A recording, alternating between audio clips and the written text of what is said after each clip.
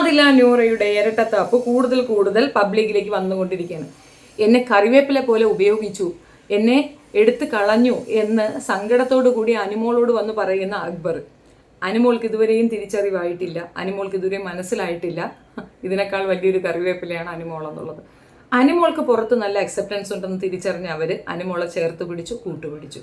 ഷാനവാസിക്കാരുടെ fame അത് ഉപയോഗിച്ചുകൊണ്ട് ഷാനവാസിനെ ചേർത്ത് പിടിച്ചു.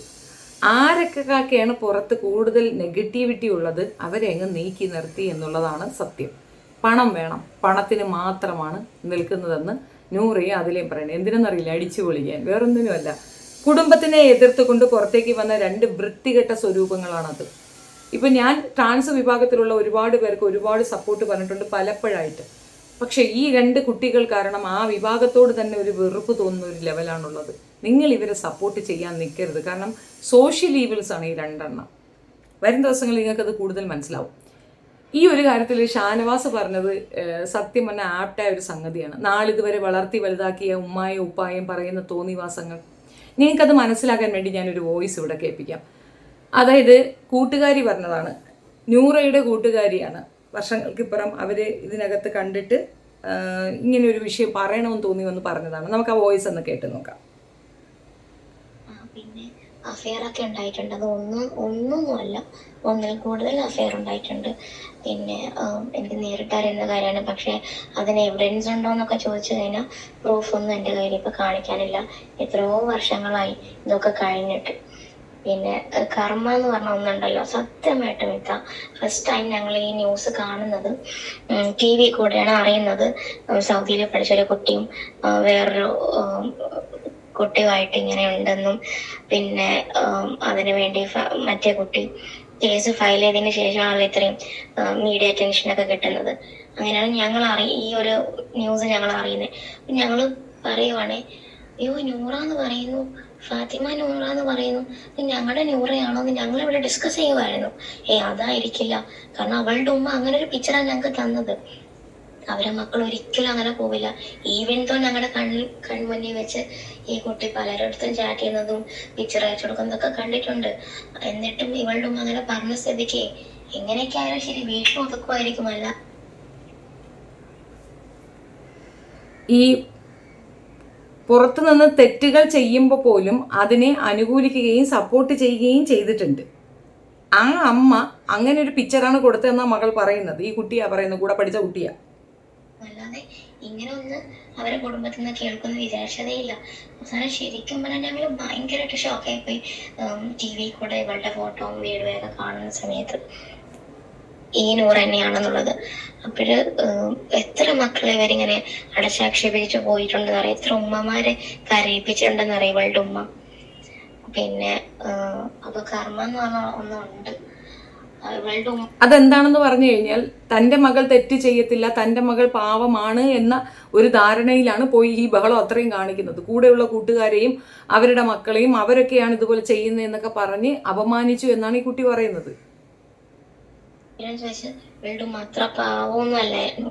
ഇവളുടെ ഉപ്പ ഭയങ്കര സൈലന്റ് ആൻഡ് ഭയങ്കര പാവമായിരുന്നു. അതെനിക്കറിയാം. പാവ ഉമ്മ പറയുന്ന പോലെ ആയിരുന്നു.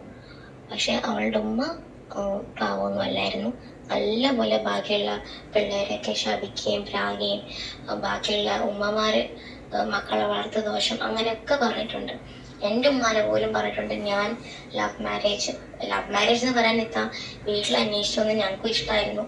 പിന്നെ ഞങ്ങൾക്ക് ഇഷ്ടമായിരുന്നു. വീട്ടിൽ അന്വേഷിച്ച് വന്ന് നേരിട്ട് എൻ്റെ പേരൻസ് നടത്തി തന്നു. അല്ലാതെ ഒളിച്ചോടി പോവേ വേറൊരു പ്രശ്നം ഉണ്ടാക്കി ഒന്നും ചെയ്തിട്ടില്ല. അതിനാണ് പറയുന്നത് വളർത്തു ദോഷം. എൻ്റെ ഉമ്മാനെ അങ്ങനെയൊക്കെ പറഞ്ഞുണ്ടാക്കിയൊരു ലേഡിയായിരുന്നു. എൻ്റെ ഉമ്മാനെ തന്നെ ലിറ്ററലി കുറെ പ്രാവശ്യം കരയിപ്പിച്ചിട്ടുണ്ട്. ഇല്ല, അവളുടെ 10th വരെ ആ പീരീഡ് വരെയാണ് ഞങ്ങൾക്ക് കോണ്ടാക്ട് ഉണ്ടായിരുന്നത്. ആ സമയത്ത് ഉണ്ടായിരുന്നു. പിന്നെ അതിനുശേഷം ഞങ്ങളായിട്ട് എൻ്റെ ഉമ്മാനെ കരയിപ്പിച്ചതിൻ്റെ പേരിലാണ് ഞാനായിട്ടാണ് ഈ അങ്ങോട്ട് ആരും വിളിക്കേണ്ടെന്ന് പറഞ്ഞ് എല്ലാവരും മൊബൈലും എൻ്റെ പേരൻസിൻ്റെ ഫോണിൽ നിന്നും എൻ്റെ സിസ്റ്റർ ഫോണിൽ നിന്നൊക്കെ ഞാൻ നമ്പർ എടുത്ത് കളഞ്ഞത്. പിന്നെ അതുകൊണ്ട് ഞങ്ങൾ കട്ട് ഓഫ് ചെയ്യായിരുന്നു ഞാൻ. പിന്നെ വർഷങ്ങൾക്ക് ശേഷം ഈ ന്യൂസ് കണ്ട സമയത്ത് അന്ന് ഞാൻ പ്രഗ്നൻ്റ് ആയിരുന്നു കേട്ടോ. ആ സമയത്ത് ഞാൻ നൂറയുടെ നമ്പർ സെർച്ച് ചെയ്തു. കാരണം എനിക്കൊന്ന് കോണ്ടാക്ട് ചെയ്യണം എന്നുണ്ടായിരുന്നു ആ സമയത്ത്. ഒന്നുമല്ല, നിങ്ങളുടെ മോൾ തന്നെയാണോ, നിങ്ങൾ നല്ലപോലെ വളർത്തിയ മോളല്ലേ എന്ന് ചോദിക്കണമെന്നുണ്ടായിരുന്നു. അതിന് ഞാൻ കോണ്ടാക്ട് സെർച്ച് ചെയ്യുമ്പം നൂറാസ് മോം എന്നാണ് ഞാൻ സേവ് ചെയ്തിട്ടത്. പക്ഷെ എനിക്ക് കിട്ടിയത് നൂറാസ് ഡാഡ് എന്ന് പറഞ്ഞൊരു നമ്പറായിരുന്നു. ഞാൻ അതിൽ മെസ്സേജ് അയച്ചു. ഞാൻ പറഞ്ഞു ഡാഡ് എന്ന് പറഞ്ഞിട്ട് എൻ്റെ ഫോണിൽ കിടക്കുന്നുണ്ടായത്. സോ ഞാൻ പറഞ്ഞു, ഞാൻ ടൈപ്പ് ചെയ്ത് വിട്ടു, നിങ്ങൾ നല്ലപോലെ കൊണ്ടു നടന്ന മോള്, ഒരു തെറ്റും ചെയ്യാത്ത മക്കളെന്നല്ലേ നിങ്ങൾ പറഞ്ഞുകൊണ്ടിരുന്നത്. ആ നൂറയാണോ ഇപ്പം TV തുറക്കുമ്പോഴും സോഷ്യൽ മീഡിയ ഓപ്പൺ ആക്കുമ്പോഴും വരുന്നത്? നിങ്ങളുടെ മോള് തന്നെയല്ലേ ആ ഫാത്തിമ നൂറ തന്നെയല്ലേ ഈ ഫാത്തിമ നൂറ എന്നും പറഞ്ഞ് ഞാൻ ടൈപ്പ് ചെയ്ത് വിട്ടു. അതിനുശേഷമാണ് ഞാൻ അറിയുന്നത്, അറിഞ്ഞൂടാ അതുള്ളതാണോ അല്ലേന്ന് എനിക്കറിയില്ല, ഞാൻ അറിഞ്ഞു നൂറയുടെ ഫാദർ അറ്റാക്ക് ആയിട്ട് ഇവിടെ ഗവൺമെന്റ് ഹോസ്പിറ്റലിൽ അഡ്മിറ്റ് ആണ് ഇവിടെ ജിദ്ദയിൽ. സോ ഞാൻ ആ മെസ്സേജ് ഡിലീറ്റ് ചെയ്യായിരുന്നു ഉണ്ടായിരുന്നത്. അതിനുശേഷം പിന്നെ ഞാൻ കോൺടാക്ട് ചെയ്യാൻ ശ്രമിച്ചിട്ടില്ല. പിന്നെ ആ ഫാദറിനെ വേദനിപ്പിക്കണ്ടല്ലോ, ആ അവസ്ഥയിൽ കൂടെ പോയിക്കൊണ്ടിരുന്നത്. അവരുടെ ഷോപ്പ്, അവൾ പറയുന്നു അതിനകത്ത് സൂപ്പർ മാർക്കറ്റാണോ? സൂപ്പർ മാർക്കറ്റ് എന്നല്ല, ഒരു ചെറിയൊരു ഷോപ്പ്, ഗ്രോസറി ഷോപ്പ്, അതിവിടെ അടുത്താണ്. ഞങ്ങൾക്കിപ്പോൾ വാക്കബിൾ ഡിസ്റ്റൻസേ ഉള്ളൂ. അവൾ ആ പറഞ്ഞത് സത്യമാണ്. ആ ഷോപ്പിന്റെ പേര് ഇന്നും അവളുടെ പേരാ, നൂറാണ. സോറി കേട്ടോ.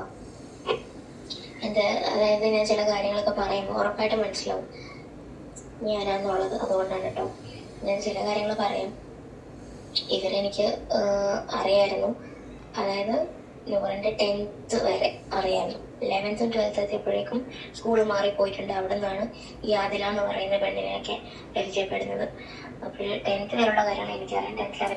10th വരെ ഈ കുട്ടിക്ക് പരിചയമുണ്ട്. 10th വരെ ഇവൾക്കൊപ്പം ഉണ്ടായിരുന്നു. അപ്പോൾ തന്നെ ഒത്തിരി സ്പെല്ലിംഗ് മിസ്റ്റേക്ക് നൂറ കാണിക്കാറുണ്ടായിരുന്നു. അതിനെ കണ്ടുപിടിച്ച് സ്കൂളിലേക്ക് വരേണ്ടി വന്നപ്പോൾ ഈ കുട്ടികളുടെ തലയിലേക്ക് കൊണ്ടുവന്ന് കൊടുക്കുകയും വളർത്തു ദോഷമാണെന്ന് പറഞ്ഞ് കളിയാക്കുകയും ഒക്കെ ചെയ്ത വ്യക്തിയാണ് നൂറയുടെ ഉമ്മ. അത്രത്തോളം മോശപ്പെട്ട ഒരു വ്യക്തിത്വമാണ്. എന്തുകൊണ്ടെന്ന് പറഞ്ഞു കഴിഞ്ഞാൽ മറ്റു കുട്ടികളെ ആക്രമിക്കുന്നു, സ്വന്തം മകളെ ബൂസ്റ്റപ്പ് ചെയ്യുന്നു എന്നുള്ളതാണ്. നീ കൂടുതൽ ഡെപ്തിലേക്കൊന്നും നമുക്ക് കഥ അറിയത്തില്ല. പിന്നെ ഒരു ഗ്രോസറി ഷോപ്പ് മാത്രമാണുള്ളത്, ഒരു സൂപ്പർ മാർക്കറ്റിന്റെ ഹോൾഡർ ഒന്നും അല്ല. അപ്പോൾ ഒരു സാധാരണ ഫാമിലി, അത്രയേ ഉള്ളൂ.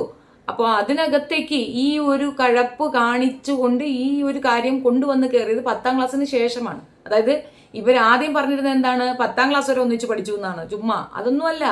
10ാം ക്ലാസ്സിൽ +1 +2 ഇവളെ കണ്ടത്. ഇവളെ കണ്ട് ഇവളുമായിട്ട് അങ്ങനെ ഒരു അഫെയറിലേക്ക് പോയി താൻ തോന്നി തരം കാണിക്കുക, തോന്നിവാസം നടക്കുക എന്നതിനപ്പുറം ഒന്നുമല്ല. അപ്പൻ വയ്യാണ്ട് ഹാർട്ട് അറ്റാക്കായി ഹോസ്പിറ്റലൈസ് ആകുന്നു തുടങ്ങി എത്ര കഷ്ടപ്പാടുകളിലൂടെയാണ് ആ കുടുംബം പോകുന്നത്. ഇതൊക്കെ ഷാനവാസിന്റെ കുടുംബവും കാണണം കേട്ടോ. അനിയത്തി കുട്ടികളെ പിടിച്ച് മടിയിലിരുത്തി മാമുണ്ണിക്കണേ. ഹാർട്ട് അറ്റാക്ക് വന്ന് ഹോസ്പിറ്റലൈസ് ആയ ഒരു വ്യക്തി കൂടെയാണ് ഷാനവാസ്. അതുകൊണ്ട് ഇതിൻ്റെ ഡെപ്ത് എന്തെന്ന് മനസ്സിലാകും. ഞാനിത് ഷാനവാസിന്റെ മകളെ പറഞ്ഞു എന്ന് പറഞ്ഞപ്പോൾ പലരും പറഞ്ഞു അയാളത് മനസ്സിലാക്കണം. ആ മകൾ ഇതുപോലൊന്ന് ചെയ്താൽ അയാൾ തകർന്ന് തരിപ്പണമായി പോകത്തില്ലേ. ഇപ്പൊ നിങ്ങൾ അവർക്ക് സപ്പോർട്ട് ചെയ്യുമ്പോൾ അത് കാണുന്ന ആ പിതാവിനുണ്ടാകുന്ന വേദന നിങ്ങളൊന്ന് ഓർത്തു നോക്കിക്കാണ്. അവർ ചെയ്തത് തെറ്റാണെന്ന് അവർക്ക് പറഞ്ഞ് മനസ്സിലാക്കി കൊടുക്കുകയാണ് ഏറ്റവും നല്ല സൗഹൃദം ചെയ്യേണ്ടത്. എനിക്കങ്ങനെയാണ് പറയാൻ തോന്നുന്നത്. അവൾക്ക് അഫെയർ ഉണ്ടായിട്ടുണ്ട്. അത് പറഞ്ഞു കൊടുക്കും. അവളുടെ ഉമ്മാൻ്റെ അടുത്ത് പറഞ്ഞു കൊടുത്ത സമയത്ത് എൻ്റെ മോൾ അങ്ങനെയല്ല, എൻ്റെ മോളെ ഞാൻ അങ്ങനെയല്ല വളർത്തിയേക്കുന്നത്. എൻ്റെ കുടുംബത്തിൽ ആരും ലവ് മാരേജ് ഇല്ല, ഞാൻ ലവ് മാരേജ് ആണ്. സോ ഞാനത് പറഞ്ഞപ്പം എന്നെ ഒന്ന് ആക്കി പറയുവാണ്, നിങ്ങളുടെ വീട്ടിൽ, അതായത് എൻ്റെ വീട്ടിൽ അതൊക്കെ ഉണ്ടാവുമായിരിക്കും, കാരണം ഞാൻ ലവ് മാരേജ് ആണല്ലോ. ബട്ട് എൻ്റെ കുടുംബത്തിൽ അതുണ്ടാവില്ല, എൻ്റെ മോൾ അങ്ങനെ പോവില്ല. കാരണം ഞാനും എൻ്റെ കുടുംബത്തിൽ ആരും ലവ് മാരേജോ ആ വഴിക്കോ അങ്ങനെയോ പോയിട്ടില്ല. അതുകൊണ്ട് എൻ്റെ മോൾ ഒരിക്കലും വഴിതെറ്റി പോവില്ല എന്നൊക്കെ പറഞ്ഞൊരു ലേഡിയായിരുന്നു ഇവളുടെ ഉമ്മ. അതുപോലെ സ്കൂളിൽ വെച്ചിട്ട് ടീച്ചേഴ്സ് പണിഷ് ചെയ്യുന്ന സമയത്ത് വരും ഈ കുട്ടിൻ്റെ നൂറിൻ്റെ ന്യായം പറഞ്ഞുകൊണ്ട് വരുമായിരുന്നു. അതിനുവേണ്ടി ഫൈറ്റ് ചെയ്യാനൊക്കെ വരുമായിരുന്നു ഈ ലേഡി. സ്കൂൾ ടൈമുള്ള കാര്യങ്ങളാണ് ഞാൻ പറയുന്നത്. പല കാര്യങ്ങളും ഇവിടെ ഈ കുട്ടികളൊരു ഗ്യാങ് ഉണ്ടല്ലോ, പെൺപിള്ളേരെ, അവരെല്ലാം കൂടി ഓരോ പണി ഒപ്പിക്കും. എന്നിട്ട് അവസാനം ബാക്കി എല്ലാരെയും ബ്ലെയിം ചെയ്തിട്ട് ഈ ഉമ്മ മോളെ മാത്രം രക്ഷപ്പെടുത്തി കൊണ്ടുപോകും. അങ്ങനൊക്കെ ചെയ്തതാണ് ഇവരെപ്പോഴും ഇവരെ മോളെ കണ്ണടച്ച് 3 മക്കളെ പിന്നെ കണ്ണടച്ച് പിന്നെ സപ്പോർട്ട് ചെയ്യും, പ്രൊട്ടക്ട് ചെയ്തും കൊണ്ടു നടന്നതാണ്. അങ്ങനെ ഇപ്പൊ ഇങ്ങനെ കിട്ടിയത്. ഞാൻ വിചാരിക്കും ആസ് എ മോം എനിക്കത് ഭയങ്കര സങ്കടമാണ്, എനിക്ക് പേടിയാണ്. ഞാനും ഒരു പെൺകുട്ടിയുടെ ഉമ്മയാണ്. എനിക്കും 7 വയസ്സുള്ള മോളുണ്ട്. എനിക്ക് പേടിയാണ് അങ്ങനെയൊക്കെ പറയാൻ. പക്ഷെ ചില ഇൻസിഡന്റ് ആലോചിക്കുമ്പം, ഞാൻ ഓർക്കുമ്പം എനിക്ക് അറിയാണ്ടെങ്കിലും ഞാൻ പറഞ്ഞു പോവാണ്, എവിടേക്കോ ഇവളുടെ ഉമ്മ ഡിസേർവിങ് ആണ്. അത്രയും കണ്ണടച്ച് മോളെ വിശ്വസിച്ചിട്ട് ബാക്കിയുള്ള പിള്ളേരൊക്കെ പറയുമായിരുന്നു.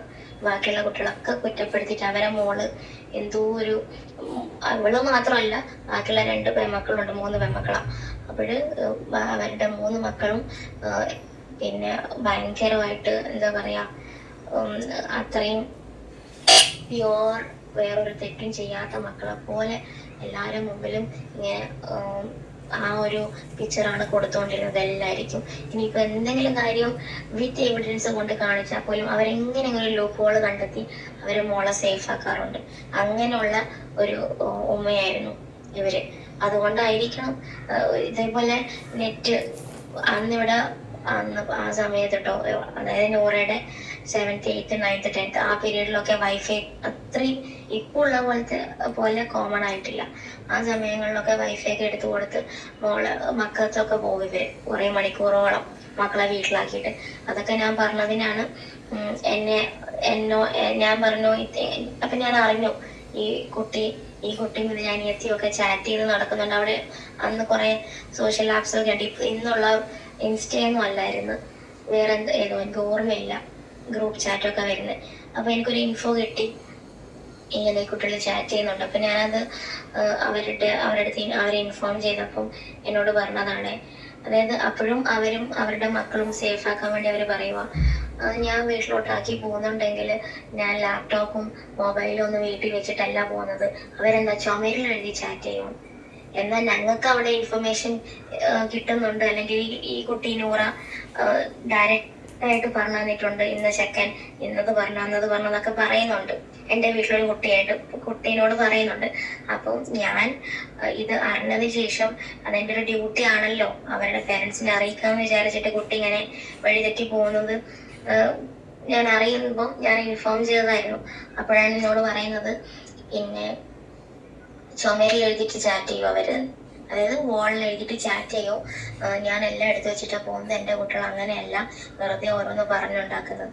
കൂട്ടുകാരിക്ക് പറയാനുള്ളത് മനസ്സിലായില്ലേ? ഈ കുട്ടിക്ക് ശരിക്കും അതിനോട് ദണ്ണം ഉള്ളത് കൊണ്ടാണ് ഇങ്ങനെ പറയുന്നതെങ്കിൽ പോലും നമുക്കിതിൽ നിന്ന് മനസ്സിലാകുന്നത് എന്താണ്? ആ ഉമ്മ അങ്ങ് അറ്റം ചെയ്യും, ഈ മകൾ എന്ത് പറഞ്ഞാലും വിശ്വസിക്കും, ഈ മകൾക്ക് വേണ്ടിയിട്ട് നിൽക്കും. അഫെയറുകൾ ഉണ്ടായപ്പോൾ മറ്റു കുട്ടികളെ കുറ്റപ്പെടുത്തിക്കൊണ്ട് സ്വന്തം മോളെ ഊരിക്കൊണ്ടുവന്നു. കുസൃതികൾ കാണിക്കുമ്പോൾ അതിനെ അനുകൂലിച്ച് കൂട്ടുനിന്നു. മക്കൾക്ക് വേണ്ടി ജീവിച്ചൊരു ഉമ്മയെ തള്ളിപ്പറയുക മാത്രമല്ല, ആ ഉമ്മ ഒരു കൊലകാരിയാണെന്നും ഞങ്ങളെ കൊല്ലുമെന്നും ഞങ്ങളെ പിന്തുടർന്ന് ആക്രമിക്കുന്നുവെന്നും റേപ്പ് ചെയ്യാൻ ശ്രമിച്ച തൗപ്പനാണെന്നും ഒക്കെ പറയുന്ന ഈ പെൺകുട്ടികളിൽ നിന്ന് നിങ്ങൾ എന്ത് നീതിയാണ് മനുഷ്യ പ്രതീക്ഷിക്കുന്നത്? ഷാനവാസ് വല്ലാത്തൊരു പറ്റിലാണ് പോയിപ്പെട്ടത്. ആരെന്തൊക്കെ പറഞ്ഞു കഴിഞ്ഞാലും പുള്ളി വളരെ കൺസേൺ ചെയ്തിരുന്ന ഈ കുട്ടികളെ അവർ പെടരുതെന്നുള്ളത് കൊണ്ട് തന്നെയാണ് നെവീൻ വിഷയത്തിൽ താൻ ഒറ്റപ്പെടുമെന്ന് ബോധ്യപ്പെട്ടിട്ടും നിന്നുകൊടുത്തത്. അവസാനം താൻ ചതിക്കപ്പെട്ടു എന്ന് മനസ്സിലായപ്പോൾ പകച്ച് പണ്ടാരടങ്ങിയത് ഒക്കെ. ഷാനവാസ് ഈ ഒരു ഇമോഷൻസൊക്കെ എങ്ങനെ ഓവർകം ചെയ്തു എന്നുള്ളത് എൻ്റെ ഇപ്പോഴത്തെയും കൗതുകമാണ്. കാരണം അത് അത്രയും ഭീകരമായിരുന്നു. അയാൾ അതെങ്ങനെ ഓവർകം ചെയ്തു എന്നറിയില്ല. ഒരു ഹാർട്ട് പേഷ്യൻ്റ് ആണ്. പെട്ടെന്ന് തന്നെ അത് വല്ലാണ്ട് അയാളുടെ ഹെൽത്തിനെ ബാധിക്കാൻ എല്ലാ സാധ്യതയും ഉണ്ടായിട്ടും അത് ഓവർകം ചെയ്തു മനുഷ്യൻ പുറത്തേക്ക് വന്നിട്ടുള്ളത് ഒരു ചെറിയ കാര്യമൊന്നുമല്ല.